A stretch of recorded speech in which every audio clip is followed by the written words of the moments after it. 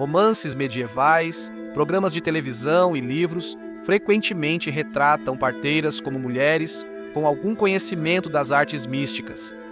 Ela geralmente vive sozinha à margem da sociedade e é frequentemente perseguida por causa de seu conhecimento excepcional e expertise na arte de curar e no parto. É um clichê que vemos repetidamente, mas de onde veio essa ideia e é verdade? Vamos voltar à Idade Média e examinar os manuais de padres, homens bisbilhoteiros, bruxaria e as razões pelas quais provavelmente seria melhor permanecer virgem e evitar completamente a gravidez. Agora, se você é um nerd de história medieval como eu apostaria e diria que as chances são de que você provavelmente também é um nerd de mapas. Bem, então você vai adorar. Com o patrocinador de hoje, aproveite a madeira. Eu não consigo acreditar no design incrível e na qualidade de tantos de seus mapas de parede. O detalhe é absolutamente incrível e certamente será um ótimo tópico de conversa para qualquer convidado em sua casa. Para os amantes de viagens, esses mapas de madeira são uma forma incrível de acompanhar suas aventuras pelo mundo e exibi-las em casa usando os alfinetes de bandeira mais vendidos, além de terem um visual legal. Eles podem dar vida a um espaço, sendo únicos e originais como uma peça de arte de parede.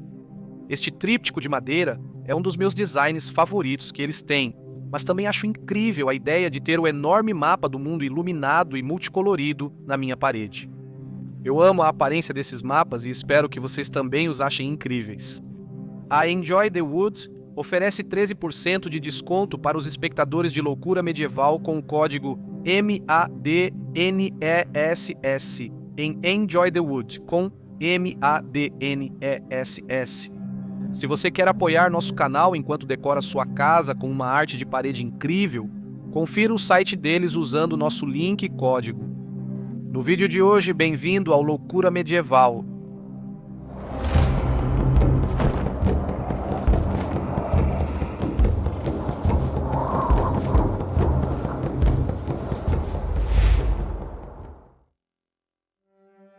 Angústia, miséria e tormento.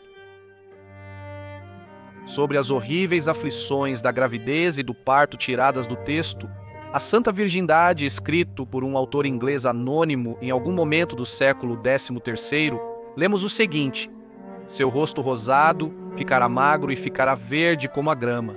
Seus olhos ficarão opacos e sombreados por baixo, e por causa de sua tontura, sua cabeça doerá cruelmente.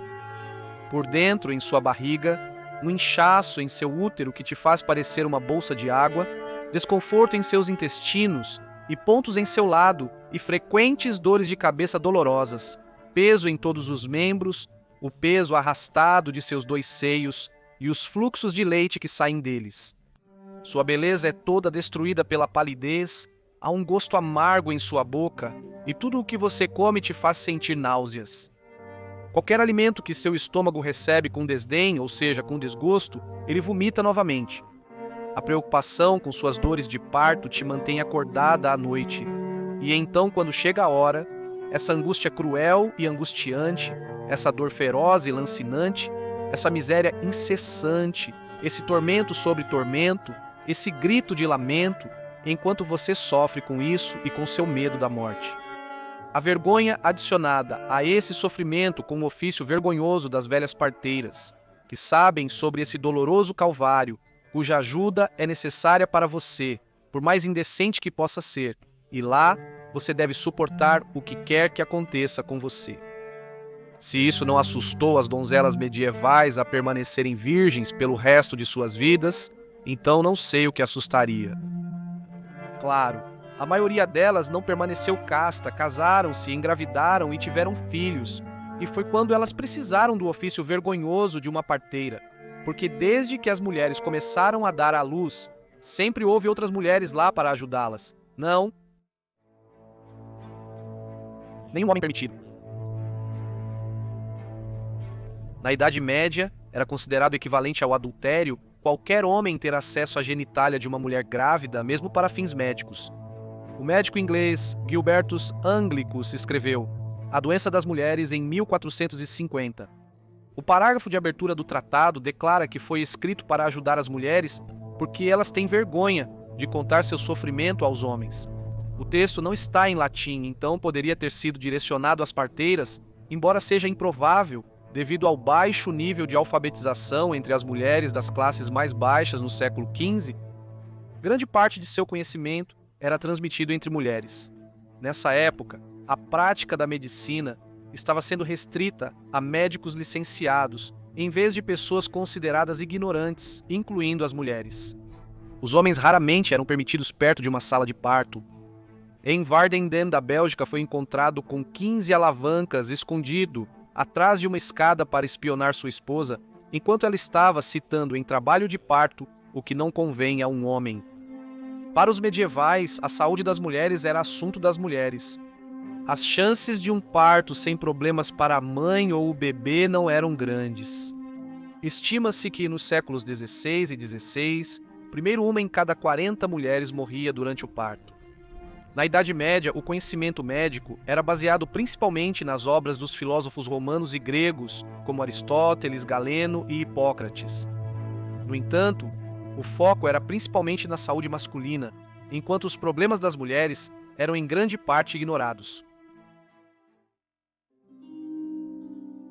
Truques do ofício. Em A Doença das Mulheres, as complicações decorrentes de uma apresentação pélvica, onde o bebê está na posição errada, com o bumbum no canal de parto em vez da cabeça, são preocupação da parteira, e ela é responsável por tentar virar o bebê ou alargar o colo do útero. Ela faz isso ungindo suas mãos com óleo de lírio, óleo de almíscar ou tomilho selvagem e inserindo-as na vagina. As ferramentas incluíam tesouras, bandejas, lençóis e um banco de parto. As ervas eram os únicos medicamentos, e muitas delas, como o manto de Nossa Senhora e o absinto, funcionavam para parar o sangramento e aliviar a dor. Mas sem noção de germes ou conhecimento de anatomia, havia muita superstição. Palavras mágicas, encantos, água de poços sagrados, relíquias e pedras preciosas como rubi, jaspe ou esmeralda, trituradas no vinho ou seguradas pela mãe, eram considerados eficazes. Outra complicação mencionada entre as 16 apresentações não naturais na doença das mulheres se refere a natimortus. Quando isso ocorre, todos os tratados médicos iniciais apontam para a vida da mãe tendo prioridade sobre a do filho. Aqui, a parteira precisa entender a gravidade de seu trabalho, pois ela é responsável pela alma imortal da criança. A prática religiosa era dominada pela Igreja Católica na Europa medieval, e se um bebê morresse sem batismo, a crença era de que ele estava destinado a passar a eternidade no limbo dos infantes. Uma criança pode não ter vivido o suficiente para cometer pecados reais, então não merece punição. Porém, não foi libertada do pecado original, logo, também não pode alcançar a salvação. Quando a parteira percebia que a criança provavelmente não sobreviveria, ela podia assumir o papel do clero e realizar o batismo para garantir a entrada da criança no céu. Mesmo antes de a criança nascer completamente, ela poderia, em uma emergência, batizar um membro que estivesse aparecendo. Portanto, era necessário ter água limpa disponível a todo momento na sala de parto para realizar a cerimônia, e a parteira precisava saber as palavras corretas para realizar o rito. O cronista inglês e cônego Robert Manning começou sua obra devocional Hendlick's Sin no início do ano de 1303. Nela, ele escreve sobre uma parteira que desconhecia o procedimento de batismo adequado durante um natimorto. Além de perder o emprego, ela também perdeu a alma imortal da criança, e seu corpo foi proibido de ser enterrado em solo consagrado.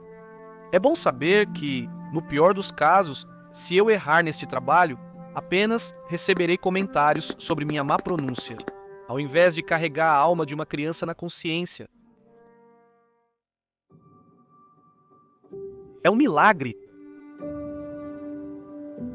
Desde o começo do século XIII, cesarianas pós-morte eram feitas, ainda que somente para batizar o bebê moribundo. Não houve menção de uma cesariana em que tanto a mãe quanto a criança sobreviveram até o século XVI, e mesmo assim a ideia foi descartada como uma fantasia considerada, citando, absurda, incrível e sem valor. Embora os barbeiros cirurgiões estivessem autorizados a usar instrumentos cirúrgicos no século XIII, as cesarianas ainda eram vistas como responsabilidade da parteira. Alguns séculos depois, no século XV, o cônego agostiniano John Merck escreveu um manual intitulado Instruções para um Padre Paroquial, aconselhando, citando: "E se a mulher então morrer, ensine a parteira a se apressar para desfazê-la com uma faca para salvar a vida da criança, e apresse-se para que seja batizada, pois isso é uma obra de caridade." A inadequação do conhecimento médico disponível e a gravidade das instruções da Igreja sobre o batismo neonatal devem ter pesado muito sobre a parteira medieval. Suas ansiedades teriam sido amenizadas pelo fato de que uma parteira dificilmente assistia a um parto sozinha. A mãe expectante estava constantemente rodeada por familiares, amigas e vizinhas para presenciar o maravilhoso evento. Isso era ótimo se tudo corresse bem, mas se houvesse complicações, as mulheres seriam rápidas em apontar o dedo para a pobre parteira se ela tivesse realizado a cesariana muito tarde ou muito cedo. A criança já estava morta quando ela a batizou apenas para garantir o enterro em solo consagrado? Ela pode até ter sido cúmplice de fraude. No século XII, São Hugo de Lincoln, em sua Vita, mencionou uma parteira que ajudou uma mulher desesperada a simular gravidez usando um travesseiro. A mulher mais tarde adotou o filho de uma camponesa e o apresentou como se fosse seu. Para assegurar que parteiras exerciam seu papel de forma confiável, padres costumavam comparecer a partos para verificar se tudo era feito corretamente. O historiador medieval Peter Biller escreveu sobre um desses padres que, citação, descobriu que uma de suas paroquianas estava em trabalho de parto em um parto difícil. Um braço não saía, e quando não seguia as mãos das parteiras que lutavam para tirá-lo, inchava até igualar a espessura da perna de um homem. A mãe se encolhia a cada toque, e sempre que elas, as parteiras, aplicavam suas mãos, ela gritava de medo. Ela passou quase uma noite e um dia. Confesso que percebi que não havia ajuda para ela a menos que o braço fosse cortado. Felizmente, a mão foi retirada e o feto virou e apresentou-se normalmente, tudo através da intervenção de São Tomás de Canterbury. Bem, talvez tenha tido um pouco a ver também com a habilidade das parteiras. Durante a Idade Média Europeia, as parturientes oravam aos santos e à Virgem Maria. Relíquias religiosas eram frequentemente necessárias para ajudar aqueles em dificuldades. Na abadia de Revello, em Yorkshire, os monges guardavam o cinto de São Elredo, considerado útil para mulheres em trabalho de parto. Em Burton-on-Trent, o cajado de Santa Maldrina servia de apoio para as grávidas. Em 1538, durante a dissolução dos mosteiros por Henrique VIII e a ridicularização e destruição de relíquias, o bispo de Salisbury proibiu as parteiras de sua diocese de usar cintos, bolsas, medidas de Nossa Senhora ou outros objetos supersticiosos semelhantes. Parteiras mágicas. Ao contrário dos médicos, as parteiras não tinham guildas, mas uma vez que uma hierarquia de profissionais médicos foi construída, com médicos homens no topo, a sociedade quis regular e organizar a obstetrícia. Acreditava-se que parteiras rurais tinham muitos partos mal sucedidos devido à falta de treinamento e práticas naturais. A regulamentação das parteiras surgiu simultaneamente aos primeiros julgamentos de bruxas na Europa. Alguns historiadores acreditam que a conexão surgiu porque, no campo da medicina, dominado por homens, os médicos temiam o conhecimento e as habilidades das parteiras. Alguns acreditam que a igreja suspeitava que as parteiras não estavam batizando corretamente. Sim, algumas parteiras foram julgadas por bruxaria, mas elas eram apenas uma pequena porcentagem das acusadas. Pesquisas e escritos recentes têm contribuído para o mito das parteiras e bruxaria. Em 1890, o antropólogo escocês Sir James Frazer escreveu O Ramo Dourado, um estudo em magia e religião.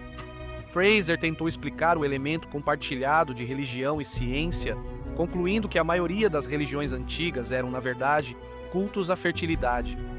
A antropóloga Margaret Murray desenvolveu a ideia de Frazer na década de 1920.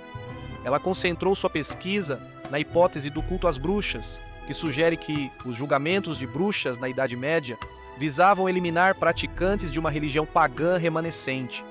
O conceito foi desacreditado, mas ao considerar a bruxaria ritual como um culto à fertilidade, Murray garantiu que parteiras e curandeiras fossem arrastadas para a situação e estivessem para sempre ligadas à bruxaria.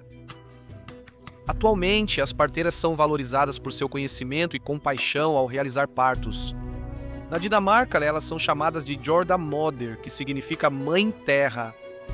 Na França, Sage Femme significa Mulher Sábia. Na Idade Média, infelizmente, elas só eram úteis em um parto normal, pois nenhum tipo de encantamento ou pedras mágicas poderiam ajudar. Se houvesse um problema médico sério, o que significa que muitas mulheres e bebês morreram. E com essa nota alegre, muito obrigado por assistir a este episódio de Loucura Medieval. Inscreva-se no canal se está gostando dos vídeos, lançamos um novo toda sexta-feira. Como sempre, vejo você no próximo vídeo. Espero que todos tenham uma ótima semana. Até lá, tchau!